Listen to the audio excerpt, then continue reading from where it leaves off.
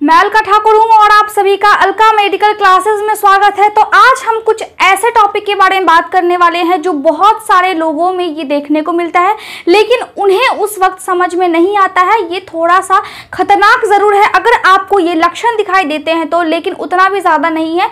आप इससे ठीक हो सकते हैं, आपका बॉडी इससे उभर सकता है अगर आपको ये प्रॉब्लम है तो। और वो प्रॉब्लम कौन सी है? वो प्रॉब्लम है हेमेटूरिया। हेमेटूरिया का मतलब क्या है कि आपके पेशाब में ब्लड आना, मतलब आपके यूरिन में ब्लड आना। अगर आपके पेशाब में खून आता है, खून तो ज़्यादा नहीं आता है, लेकिन अगर हल्का सा भी आपका पेशाब पीला से या फिर हल्का जो व्हाइट कलर का है उससे हल्का सा पिंक टाइप का होता है या फिर हल्का सा कोका कोला कलर का होता है, तो आपके पेशाब में खून की थोड़ी न थोड़ी मात्रा रहती है, जिसको हम बोलते हैं हेमेटूरिया। अब ये किस कारण की वजह से हो जाता है? ऐसा क्या होता है जिसकी वजह से ये हो जाता है? तो कारण मैंने यहाँ पे लिखे हैं, लेकिन सबसे पहले मैं आपको बता दूं कि अगर आपके साथ ऐसा होता है तो आपको क्या क्या चीजें देखने को मिलती है। आपको देखने को मिलेगा कि जो आपका यूरिन है, जो आपका पेशाब है, वो हल्का पिंक कलर का है या फिर हल्का लाल कलर का है या फिर कोका कोला कलर का है, जैसा कोका कोला होता है, ठीक है। तो उस टाइप का आपका यूरिन है और देखने में आपको वैसा लग रहा है। आप कोई और बीमारी का इलाज करवाने के लिए डॉक्टर के पास गए हैं और आपका यूरिन टेस्ट हुआ, आपके पेशाब की जांच की गई और तब माइक्रोस्कोप में अगर देखने को मिलता है आपके पेशाब में खून की थोड़ी ना थोड़ी सी मात्रा, तो हम उसको बोलते हैं माइक्रोस्कोपिक हेमेटूरिया। क्या बोलते हैं? माइक्रोस्कोपिक हेमेटूरिया। जब आपको आंख से दिखेगा तो हमें याद रखना है, उसको हम बोलते हैं ग्रॉस हेमेटूरिया, ठीक है।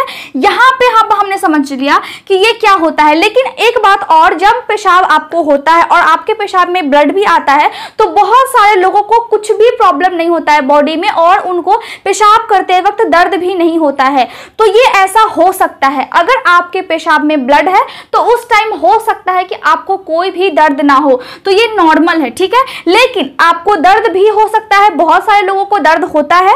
इसका मतलब है कि जो खून का थोड़ा थोड़ा थक्का बना हुआ है वो निकल रहा है, अगर वो पेशाब में निकलता है तो उनको दर्द होता है। अगर थोड़ा थोड़ा सा खून जमा हुआ है आपके पेशाब में तो, ठीक है, तो उसको हम क्या बोलते हैं? ब्लड क्लॉट बोलते हैं। अगर खून का थक्का बन जाता है तो हम उसको इंग्लिश में क्या बोलते हैं? हम बोलते हैं ब्लड क्लॉटिंग। तो जब ब्लड क्लॉट होता है तो जब वो पेशाब बाहर निकलता है, अब पेशाब बाहर कैसे निकलता है? हम सभी जानते हैं कि हमारे पास है किडनी जो कि वेस्ट को छानती है और इस तरह दोनों किडनी आती है और यहाँ पे एक ब्लैडर होता है और यहाँ पे यूरेथ्रा होती है, ठीक है। ब्लैडर में पेशाब जमा होता है, इस यूरेथ्रा से पेशाब निकलता है और इस यूरेटर पाइप के माध्यम से किडनी से छन करके पेशाब आता है। और पेशाब को छानने का काम कौन करता है? पेशाब को छानने का काम हमारा किडनी करता है। तो किडनी बहुत ज्यादा मेन रोल यहाँ पे निभाती है पेशाब को छानने में। अगर किडनी में प्रॉब्लम होगी तो जाहिर सी बात है कि आपके पेशाब में ब्लड आ सकता है। अब हम कारण देख लेते हैं कि किस किस कारण की वजह से ऐसा होता है। तो यहाँ पे मैंने लिखा पहला कारण। पहला क्या है? यूटीआई। यूटीआई का मतलब क्या होता है? यूटीआई का मतलब होता है यूरिनरी ट्रैक इन्फेक्शन। अब इसका मतलब क्या है? इसका मतलब है कि ये जो यूरेटर है किडनी के बाद, इसको हम बोलते हैं पाइप टाइप का, इसको हम बोलते हैं यूरेटर, URETER, ठीक है, यूरेटर। ये जो यूरेटर है इसमें प्रॉब्लम हो जाती है, इसमें इन्फेक्शन हो जाती है बैक्टीरिया की वजह से। और इन्फेक्शन कैसे होती है?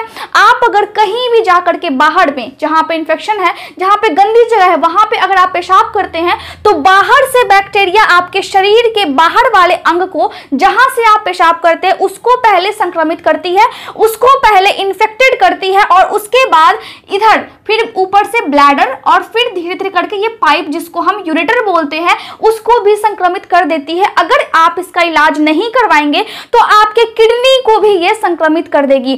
तो इस तरह हम देखते हैं कि यूटीआई की प्रॉब्लम होती है और ये बहुत ज्यादा ही गंभीर समस्या है, ठीक है। दूसरा क्या है? पाइलोनेफ्राइटिस। इसका मतलब क्या है? इसका मतलब यही है कि इसमें भी इंफेक्शन लग जाता है, इसमें भी बैक्टीरिया के द्वारा इंफेक्शन लगता है। और पाइलोनेफ्राइटिस का मतलब क्या होता है? किडनी में जो हमारी किडनी है दोनों, उसमें पाए जाते हैं नेफ्रॉन। इसकी स्ट्रक्चर कुछ कटोरी जैसी होती है, मैंने आपको पहले भी बताया था।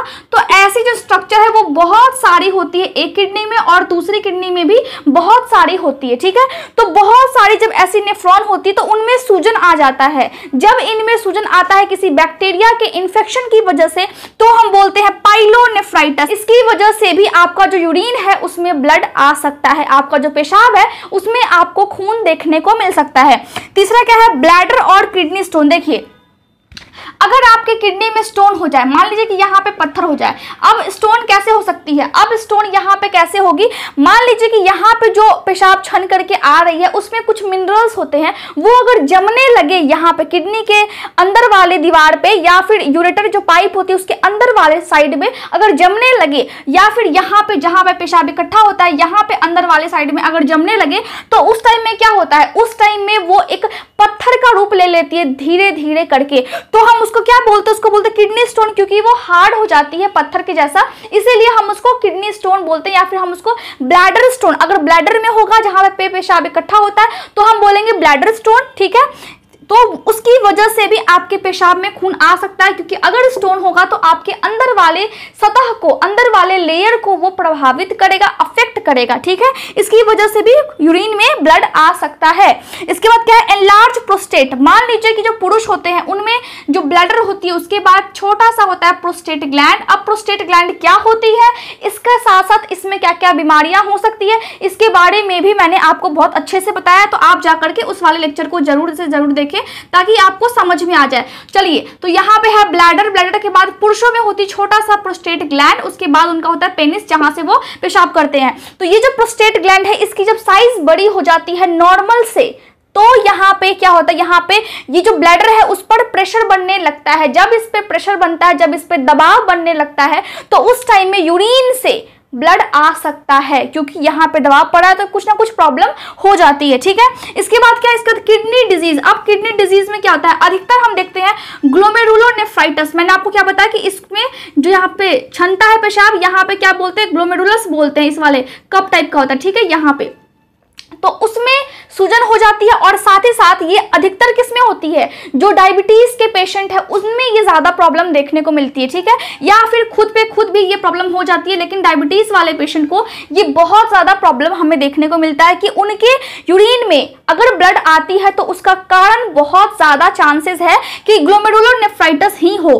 ठीक है। इसके बाद क्या, इसका कैंसर। अगर कैंसर हो जाए किडनी में, यूरेटर में या फिर ब्लैडर में अगर कैंसर हो जाती है तो उस टाइम में भी यूरिन में से ब्लड आपको दिख सकता है, आपको मिल सकता है वहां पे। इनहेरिटेड डिसऑर्डर, मतलब जो आपके माता पिता से कुछ ऐसे बीमारियां होती है जो बच्चों में ट्रांसफर हो जाती है। अब वो कौन सी है, सिकल सेल एनीमिया, जिसमें खून की कमी होती है और खून में भी हीमोग्लोबिन बहुत ज्यादा कम रहता है बचपन से, क्योंकि उनके माता पिता को भी अगर ऐसा प्रॉब्लम होता है, बच्चों में भी ये प्रॉब्लम आने की जो संभावना है वो बहुत ज्यादा बन जाती है, ठीक है। इसके बाद क्या, किडनी इंजरी, मतलब अगर किडनी में चोट लग जाए तो उस टाइम में भी ये प्रॉब्लम हो सकती है, ठीक है।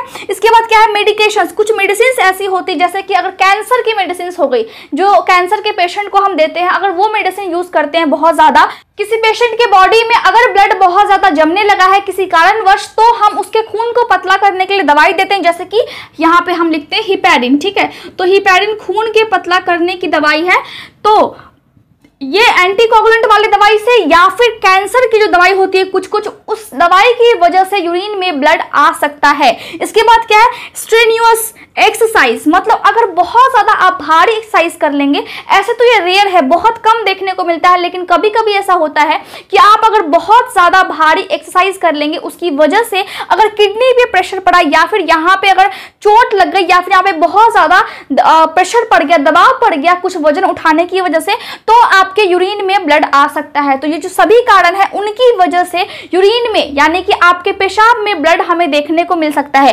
थोड़ा सा ये मुश्किल है, थोड़ा सा ये आपको समझना होगा और याद भी करना होगा, क्योंकि जो बीमारियां होती है वो बहुत सारी होती है, लेकिन हम उसको अच्छे से याद तब कर सकते हैं जब हम किसी एक बीमारी के बारे में अच्छे से समझेंगे और फिर उस बीमारी में खास क्या है ये आप अपने दिमाग में नोट करके रखिए, ठीक है। तो इस तरह मैं समझती हूँ कि जो आज का लेक्चर है आप बहुत अच्छे से समझ गए होंगे। अगर आपको कोई भी डाउट होता है तो आप कमेंट करें, साथ ही साथ आप इस लेक्चर को फेसबुक पेज पे भी देख सकते हैं। Thank you so much.